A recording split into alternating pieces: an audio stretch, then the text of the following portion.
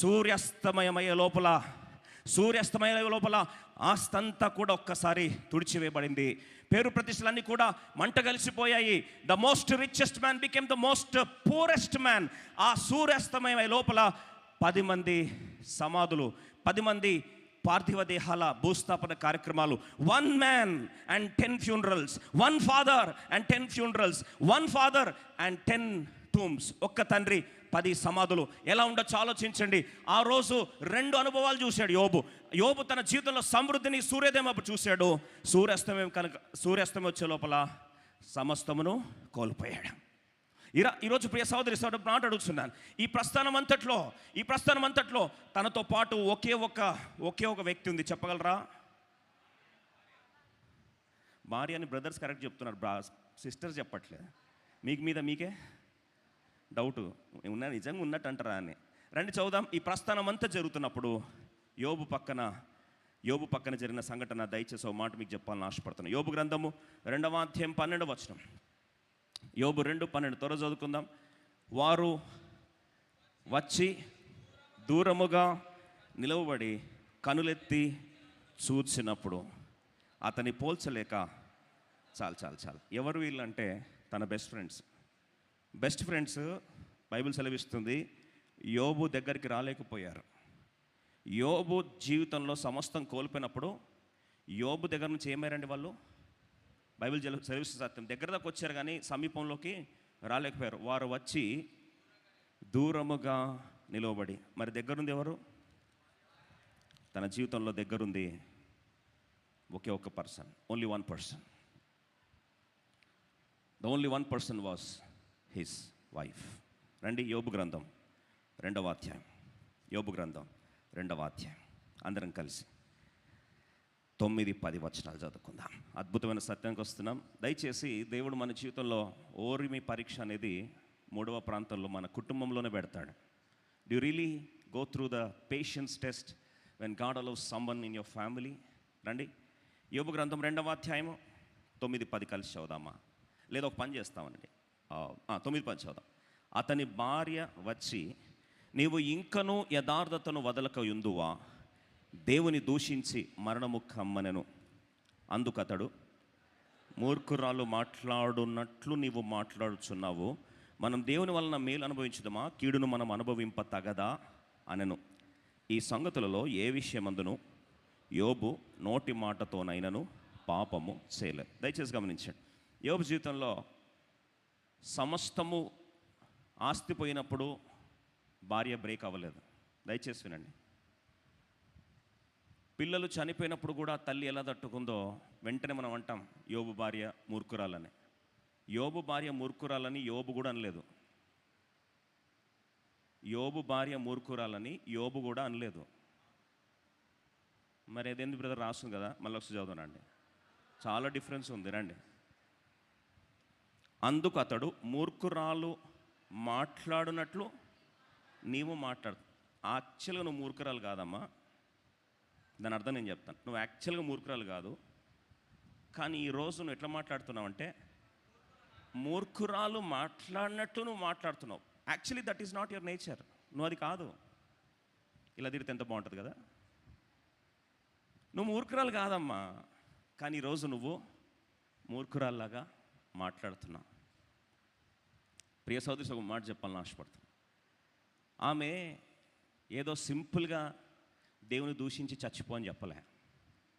ఆమె జీవితంలో యోబు ఎలా కోల్పోయాడో తను అంతమంది పిల్లల్ని తను కూడా కోల్పోయింది. Yes or no? గర్భకోత ఎవరికి ఎక్కువ ఉంటుంది? తల్లికా తండ్రికా? తల్లికి. యోబు పెయిన్ ఎంతనో యోబు భార్య పెయిన్ కూడా అంతే అనే వాళ్ళు చేయొద్దండి.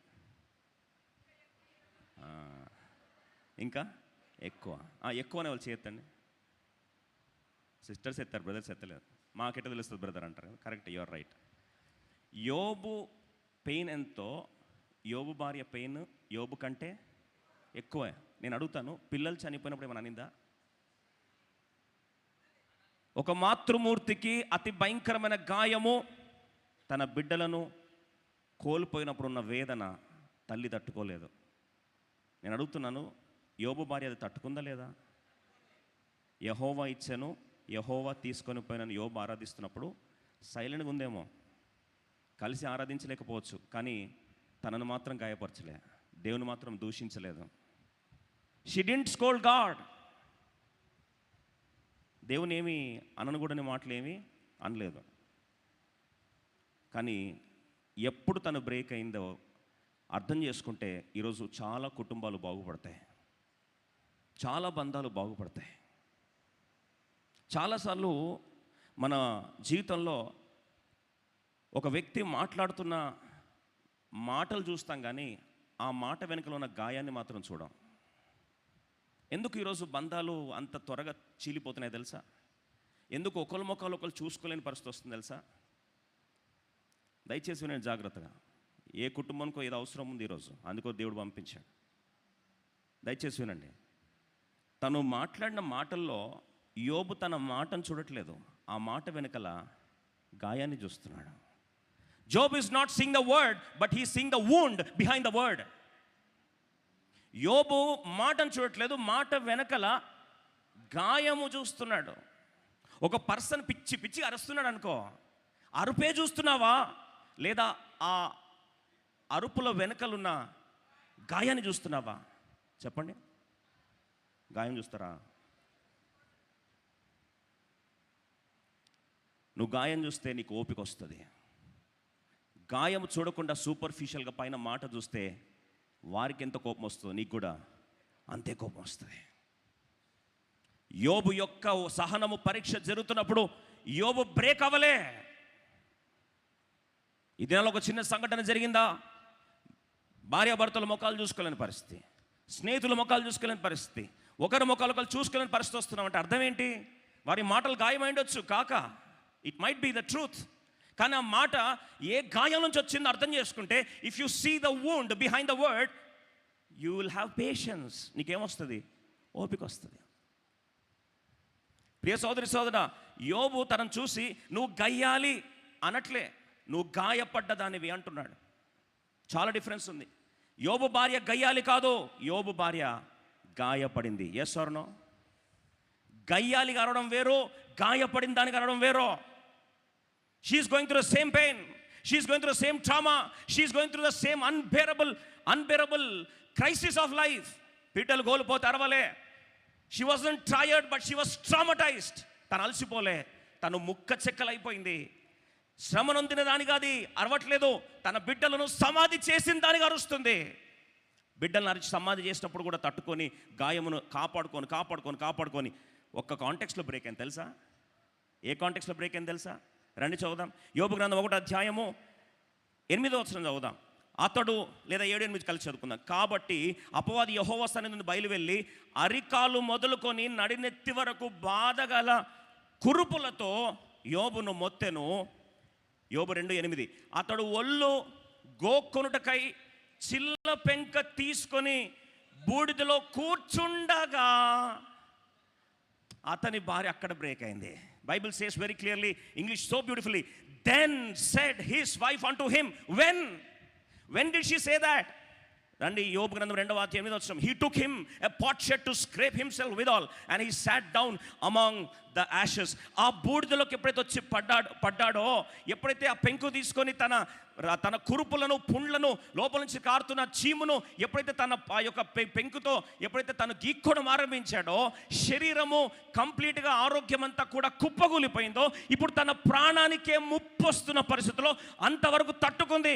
ఆస్తి పోతే తట్టుకుంది, పిల్లలు పోతే తట్టుకుంది, కానీ ఆ పిల్లలని కనిపెట్టిన ఆ తల్లి, నా భర్త ఉంటే చాలు ఇంకొక పిల్లలు పుడతారని బహుశా నిరీక్షణ కలిగి ఉందేమో. ఒకవేళ ఆస్తి పోతే ఈ సంపాదించిన ఈ భర్త తిరిగి ఆస్తి తిరిగి తీసుకొని వచ్చే సత్తా ఉంది నా భర్తకని నమ్మిందేమో. నా కుటుంబంలో ఒక ఆరోగ్యం ఉంటే చాలు, ఒక ఆయువు ఉంటే చాలు, నా భర్త బ్రతుకుంటే చాలు, కోల్పోయిన సమస్తాన్ని తిరిగి నేను సంపాదించుకుంటానేమనే నిరీక్షణ ఎప్పుడు బ్రేక్ అయింది తెలుసా? ఆ భర్త యొక్క ఆరోగ్యం పోయింది, శరీరము పైన స్క్రేప్ ఆఫ్ అయితే తోలు ఒలిచినట్లు ఆ పుండ్లు కురుపులు తోలు ఏం చేస్తుంది? లాగేస్తూ ఉంటే అప్పుడు అంటున్న మాట ఏం తెలుసా? ఇంతవరకు ప్రాణం ముట్లే, ఈ ప్రాణం ఉన్నంత వరకు ఏదో ఒకటి తిరిగి నువ్వు సమకూర్చుకోవడానికి నీకు సామర్థ్యం ఉందని నమ్ముతున్నానయ్యా. కానీ నీ ప్రాణమే పోతే, if your very life is gone, if your very health is gone, if your no longer alive. ఇప్పుడు తన గుండె ఏమైందండి? గాయమయ్యి అప్పుడు అనేది ఏమని, నువ్వు ఇంకా యథార్థత మర్చిపోవా? ఏంది నువ్వు దూషించేసి ఏం చేయాలి? నువ్వు అప్పుడు ప్రాణము విడిచిపెడతా, ఎందుకంటే నీ బాధ నేను చూడలేకపోతున్నా. See, every person has got a breaking point.